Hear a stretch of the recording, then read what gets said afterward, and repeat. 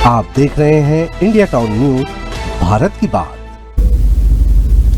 नमस्कार, आप देख रहे हैं इंडिया टाउन न्यूज और मैं हूं आपके साथ सुधीर मिश्रा।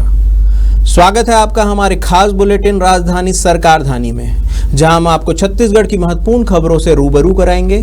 तो चलिए बुलेटिन की शुरुआत करते हैं, लेकिन उससे पहले एक नजर आज की हेडलाइंस पर। छत्तीसगढ़ पुलिस को बड़ी सौगात, आईपीएस कैडर में होंगे 153 अफसर। केंद्र सरकार ने 11 नए पदों को दी मंजूरी।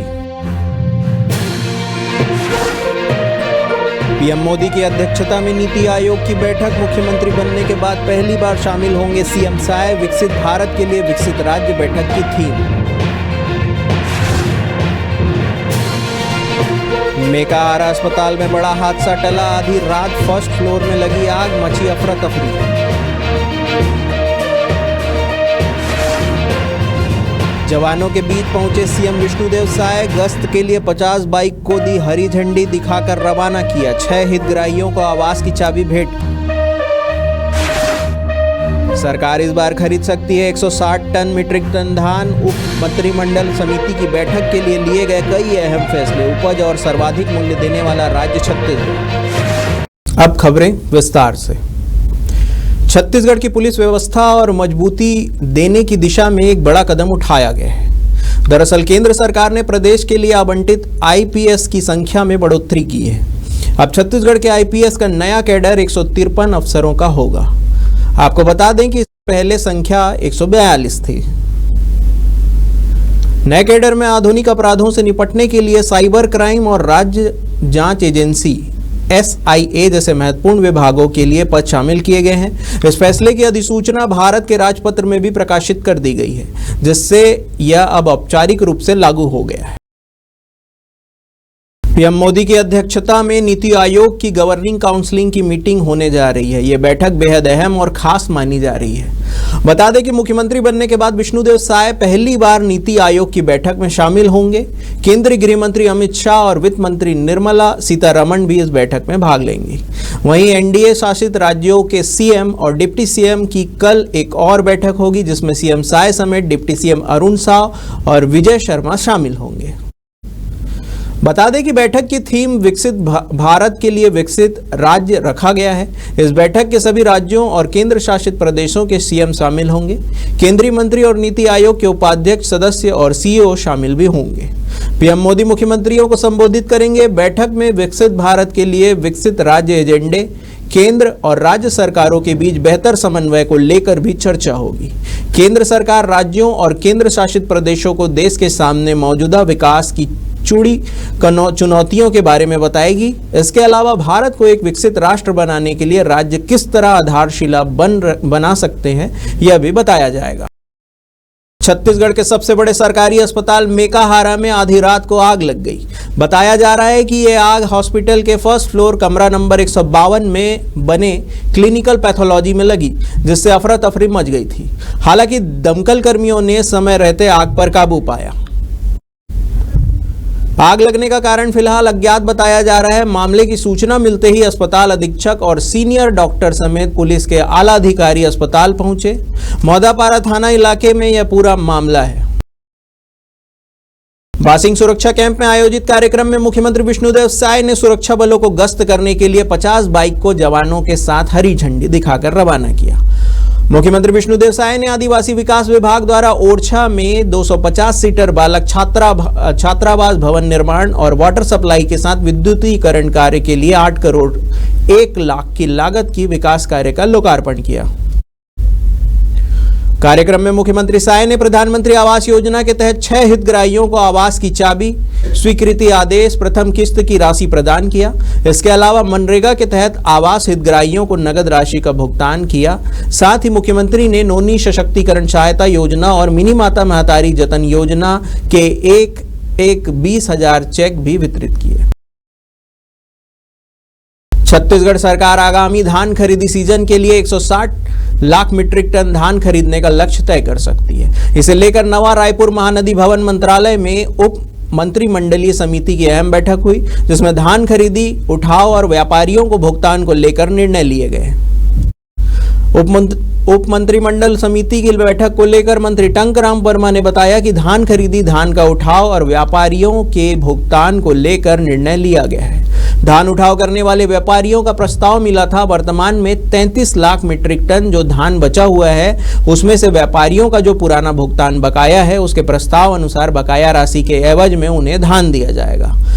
इस तरह पूरा धान का उठाव हो जाएगा, साथ ही व्यापारी उतना ही धान का उठाव करेंगे। उन्होंने बताया कि हर साल छत्तीसगढ़ में खेती का रकबा बढ़ रहा है, किसानों की संख्या में लगातार बढ़ोतरी हो रही है, धान के पैदावार में भी वृद्धि हो रही है। देश भर में किसानों को उनकी उपज का सर्वाधिक मूल्य देने वाला राज्य छत्तीसगढ़ है। प्रति एकड़ 21 क्विंटल की धान खरीदी की जाती है। वक्त हो चुका है एक ब्रेक का, बने रहिए इंडिया टाउन न्यूज के साथ। अब खबर आपकी उंगलियों पर, हर खबर पर हमारा नजरिया। इंडिया टाउन न्यूज, भारत की बात। ब्रेक के बाद आपका स्वागत है। छत्तीसगढ़ हाईकोर्ट के निर्देश पर प्रदेश के जिला अदालतों में 48 सिविल जजों की परिवीक्षा के तहत नियुक्ति की गई है। यह नियुक्तियां लोअर जुडिशरी सर्विस के अंतर्गत की गई। हाईकोर्ट के रजिस्ट्रार जनरल की ओर से इस संबंध में आदेश जारी किया गया है। जारी आदेश के अनुसार सभी जजों को अलग अलग जिलों में पदस्थ किया गया है। केंद्रीय वस्तु एवं सेवा कर CGST और केंद्रीय उत्पाद शुल्क रायपुर कार्यालय में बड़ा प्रशासनिक फेरबदल हुआ, जहां CGST विभाग ने 2 अहम तबादला आदेश जारी किए हैं, जिसमें सुपरिटेंडेंट और इंस्पेक्टर की नई पोस्टिंग की गई है। यह आदेश तत्काल प्रभाव से लागू होंगे और अगले आदेश तक प्रभावी रहेंगे। जारी आदेश के अनुसार कुल 62 सुपरिटेंडेंट और 61 इंस्पेक्टरों का तबादला हुआ है। छत्तीसगढ़ प्रदेश NHM कर्मचारी संघ ने एक बार फिर कर्मचारियों की अधिकारियों की पैरवी करते हुए अपनी मांगों को लेकर मिशन संचालक राष्ट्रीय स्वास्थ्य मिशन CMHO और BMO को पत्र लिखा है। संघ ने वार्षिक गोपनीय प्रतिवेदन CR प्रक्रिया को सुचारू, पारदर्शी और समयबद्ध रूप से लागू करने की मांग की है। मांगे पूरी नहीं होने पर आंदोलन की चेतावनी भी दी गई है। प्रदेश अध्यक्ष डॉक्टर अमित कुमार मीरी ने बताया कि वर्तमान में कई जिलों में कार्यरत NHM कर्मचारियों की वार्षिक मूल्यांकन प्रक्रिया में गंभीर अनियमितताएं देखी जा रही है। द्वेषपूर्ण कार्यवाही कर कर्मचारियों का CR खराब किया जाता है, दुर्भावनापूर्ण इंक्रीमेंट रोका जाता है। इससे न केवल कर्मचारियों के मनोबल पर प्रभाव पड़ता है, बल्कि उनकी वेतन वृद्धि और भविष्य की नियुक्तियों पर भी प्रतिकूल असर होता है। संगठन ने मांग की है कि CR भरने की प्रक्रिया के लिए एक स्पष्ट समय सीमा तय की जाए और सभी संबंधित अधिकारियों जैसे CHMO, BMO और अन्य जिला अधिकारियों को इसके लिए आवश्यक दिशा निर्देश जारी किया जाए। साथ ही संगठन ने यह भी सुझाव दिया है कि इस प्रक्रिया की निगरानी के लिए मिशन स्तर तक एक सशक्त तंत्र विकसित किया जाए, जिससे कर्मचारियों को न्याय मिल सके। उपभोक्ता मामलों में अब न्याय के लिए बार बार अदालत के चक्कर नहीं लगाने पड़ेंगे। छत्तीसगढ़ में उपभोक्ता अदालतों में ई-हियरिंग की सुविधा शुरू हो गई है, जिससे कोई भी व्यक्ति वीडियो कॉन्फ्रेंसिंग के जरिए घर बैठे अपना पक्ष रख सकेगा। यह सुविधा रायपुर से शुरू की गई है, जिससे आगामी महीनों में 17 जिलों में विस्तारित किया जाएगा। उपभोक्ता कोर्ट रायपुर में ई-हियरिंग का शुभारंभ उपभोक्ता संरक्षण मंत्री दयालदाल बघेल ने किया। मंत्री बघेल ने शुभारंभ कार्यक्रम को संबोधित करते हुए कहा कि ई-हियरिंग के माध्यम से उपभोक्ता मामलों का प्रबंधन हमेशा बेहतर ढंग से किया जा सकेगा। साथ ही ई-हियरिंग से लंबित मामलों की संख्या में भी कमी आएगी। उन्होंने कहा है कि ई-हियरिंग से नागरिकों और वकीलों को न्यायालयों तक पहुंचना आसान होगा। ई-हियरिंग से उपभोक्ता मामलों को जल्द ही हल किया जा सकेगा, जिससे नागरिकों को त्वरित न्याय प्राप्त होगा। छत्तीसगढ़ में तत्कालीन कांग्रेस सरकार के बोरेबासी तिहार को लेकर सियासत तेज हो गई है। भाजपा नेत्री राधिका खेड़ा ने भूपेश बघेल पर जमकर हमला बोला। उन्होंने कहा है कि कका के लिए बोरेबासी संस्कृति नहीं, लूट का साधन था। बोरेबासी तिहार के नाम पर 5 घंटे के भीतर 8 करोड़ रुपए उड़ाए गए। आपको बता दें कि राधिका ने कहा है कि बोरेबासी तिहार में 1500 रुपए की VIP थाली मंगा गई। 8 रुपए पानी की बोतल 18 रुपए में खरीदे गए। 4 डोम बनाए, लेकिन बिल 6 डोम का बनाया गया। छत्तीसगढ़ की पहचान को भूपेश बघेल ने टेंडर की ठेली पर बेच दिया। कमीशन की थाली भरकर उस पर पैसे से दिल्ली में दीदी की थाली सजाई गई। बता दें कि तत्कालीन कांग्रेस सरकार में रायपुर में बोरेबासी खिलाने 8 करोड़ रुपए से अधिक खर्च का खुलासा सूचना के अधिकार यानी आरटीआई के तहत हुआ है।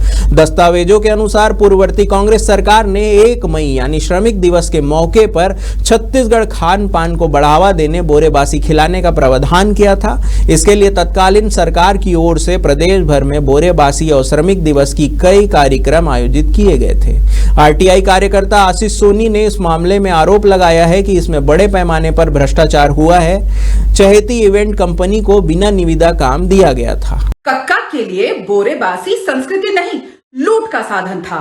1500 रुपए की वीआईपी थाली, 8 रुपए की पानी की बोतल 18 रुपए में और 4 डोम बनाए, लेकिन बिल 6 का। 5 घंटे के भीतर 8 करोड़ रुपए उड़ाए गए और नाम दिया बोरेबासी तिहार। छत्तीसगढ़ की पहचान को भूपेश बघेल ने टेंडर की ठेली पर बेच दिया। कमीशन की थाली भरकर उस पैसे से दिल्ली में दीदी की थाली सजाई गई। कक्का हर मन से बोलते थे, माटी मेरी माँ है, लेकिन उसी माटी को माल बनाकर दीदी दरबार पहुंचा दिया। अब जब पोल खुली तो बासी बहानों से भाग रहे हैं। कक्का जी, बोरेबासी के नाम पर जो आपने किया वो संस्कृति नहीं, छत्तीसगढ़ की आस्था से धोखा किया।